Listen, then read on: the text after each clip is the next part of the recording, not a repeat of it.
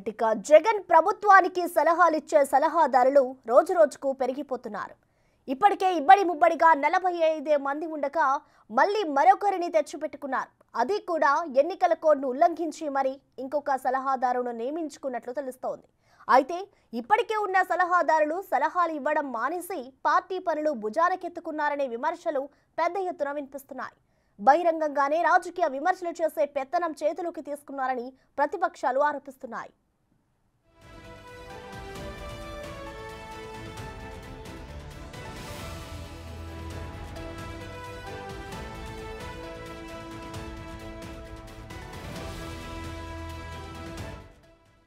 నిన్న ఇదే విషయంపై ఏపీ సీఈఓ కూడా మొట్టికాయలు వేశారు. ప్రభుత్వ సలహాదారు సజ్జలపై సీఈసీకి ఫిర్యాదు చేశారు. ప్రభుత్వం నుంచి జీతం తీసుకుని రాజకీయ పార్టీకి ఎలా పనిచేస్తున్నారని మండిపడ్డారు. దీనిపై ఎలాంటి చర్యలు తీసుకోవాలో చెప్పాలని సీఈసీని కోరారు.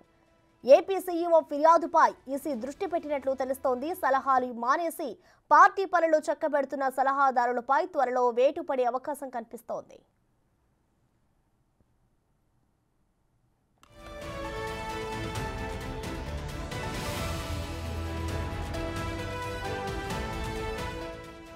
సలహాదారులు ఎవరైనా సరే రాజీనామా చేశాకే రాజకీయ ప్రసంగాలు చేయాలి. కానీ ఏపీలో ఆ పరిస్థితి కనిపించడం లేదు.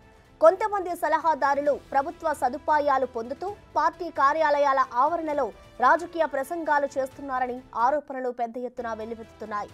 ఇది ఎన్నికల కోడ్ ధిక్కరణి అవుతుందని అంటున్నారు. అయితే ఈసీ ఎలాంటి చర్యలు తీసుకుంటుందో చూడాలి.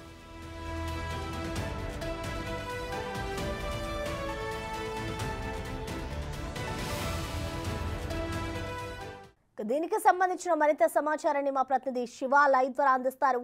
శివ, చెప్పండి, ఏపీలో ఎలక్షన్ కోడ్ అమల్లో ఉన్నా కూడా ఇటు ప్రభుత్వం అయితే మరొక సలహాదారు నియమించుకుంది.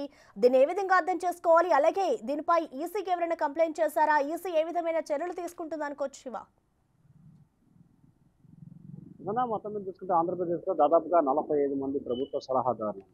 గతంలో ఈ సలహాదారుల విషయానికి సంబంధించి ఏపీ హైకోర్టులో పలువురు పిటిషన్ కూడా దాఖలు చేశారు. పిటిషన్పై విచారణ చేసిన ధర్మాస్థానం కూడా సలహాదారులు అవసరమా అంటూ కూడా అసంతృప్తి వ్యక్తం చేసింది. ఆ తర్వాత ప్రభుత్వం కేవలం మంత్రివర్గాలకు సంబంధించి మాత్రమే, మంత్రుల శాఖలకు సంబంధించి మాత్రమే సలహాదారులు నియమిస్తామని చెప్పింది. కానీ చాలామంది సలహాదారులని నియమించిన పరిస్థితి కనిపించింది. తాజాగా ఎన్నికల కోడ్ వచ్చిన తర్వాత కూడా ఒక సలహాదారులను నియమించినట్లు కూడా తెలుస్తోంది. దీనికి సంబంధించి రాష్ట్ర ఎన్నికల కమిషన్కి సిటిజన్ డెమోక్రసీతో పాటు టీడీపీ, జనసేన, బీజేపీ కూడా ఫిర్యాదు చేశాయి. ఇప్పటికే తెలుగుదేశం పార్టీ రాష్ట్ర అధ్యక్షుడు అచ్చెన్నాయుడు కూడా ఈసీకి ఒక లేఖ రాశారు. సలహాదారుల విషయంలో ప్రభుత్వం పారదర్శకంగా వ్యవహరించట్లేదు, ప్రభుత్వం జీతం తీసుకుంటూ ఒక పార్టీ కార్యాలయంలో మీడియా సమావేశాలు పెడుతూ ఒక పార్టీకి అనుకూలంగా వ్యవహరిస్తున్నారు, వీరంతా అధికార పార్టీకి తొత్తులుగా వ్యవహరిస్తున్నారు, వీరిపై చర్యలు తీసుకోవాలని చెప్పి కూడా అచ్చెన్నాయుడు అలాగే నిమ్మగడ్డ రమేష్ కూడా ఫిర్యాదు చేయడం జరిగింది.